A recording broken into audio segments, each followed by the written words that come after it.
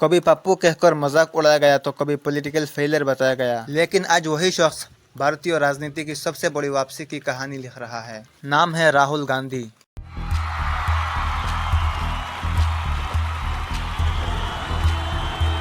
वर्षों तक चुनावी हार और ट्रोलिंग ने राहुल गांधी की छवि को कमजोर बना दिया, लेकिन राजनीति में एक चीज सबसे अहम होती है, जो है धैर्य और समय। और फिर 2022 में शुरू हुई एक यात्रा, भारत जोड़ो यात्रा।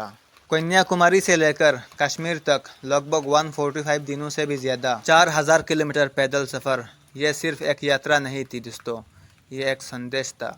नफरत के बाजार में मोहब्बत की दुकान खोलनी है। इस यात्रा ने राहुल गांधी की छवि को बदल दिया। लोगों ने पहली बार उन्हें एक धैर्यवान जमीन से जुड़े नेता के रूप में देखना शुरू किया। ग्रामीण भारत, किसान, मजदूर, युवा, महिलाएं सब उनसे सीधे जुड़ने लगे। राहुल गांधी का ये नया अवतार सिर्फ कांग्रेस की राजनीति नहीं, बल्कि भारतीय राजनीति का चेहरा बदल रहा है। जहां पहले उनकी पहचान कमजोर नेता की थी, लेकिन आज वो मास कनेक्ट और स्ट्रीट फाइटर की छवि गढ़ रहे हैं। सरकार का काम आपके स्वास्थ्य और शिक्षा का देखभाल करने का होता है, ये बिजनेसमैन का काम नहीं। लोकसभा से लेकर सड़कों तक राहुल गांधी ने लगातार बेरोजगारी, महंगाई, किसान और लोकतंत्र के मुद्दे को उठाते रहे, और वहीं से उनकी पॉलिटिकल कमबैक स्टोरी ने रफ्तार पकड़ी। भारत जोड़ो यात्रा ने सिर्फ कांग्रेस को नई सांस नहीं दी, बल्कि राहुल गांधी को दिया नया आत्मविश्वास और नई पहचान। आज वो सिर्फ एक नेता नहीं, बल्कि एक कहानी है, संघर्ष की, धैर्य की और बदलाव की। शायद आने वाला वक्त ही बताएगा कि राहुल गांधी का ये काम भारतीय राजनीति का भविष्य किस दिशा में ले जाएगा।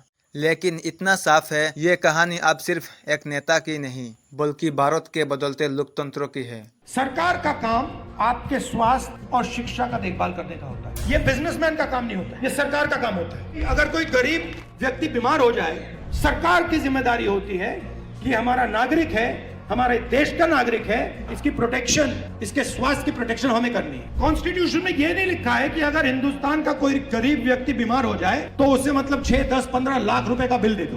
प्राइवेट अस्पतालों की लिस्ट निकालिए, ये बड़े बड़े अस्पताल हैं जहां आप लोग जाते हो, जहां आपके जेब से लाखों रुपए निकलता है, इनके मालिकों की लिस्ट निकालिए और मुझे वहां दिखा दीजिए दलित कौन है, आदिवासी कौन है, पिछड़ा कौन है, अति पिछड़ा कौन है, माइनॉरिटी का नाम, वहां नाम लिखा है। शिक्षा के देख लेते हैं, इंजीनियरिंग कॉलेजेस देख लेते हैं, प्राइवेट यूनिवर्सिटीज, कॉलेजेस जहां आपको लाखों रुपए देने पड़ते हैं अपने बच्चों को पढ़ाने के लिए, खेत बेच के। फिर मुझे बताओ उनके मालिकों की लिस्ट में बता दो कौन सा है, मतलब अति पिछड़ा कौन है वहां पे बैठा हुआ। तो आप 90% हो, 90% की भागीदारी हिंदुस्तान में है ही नहीं।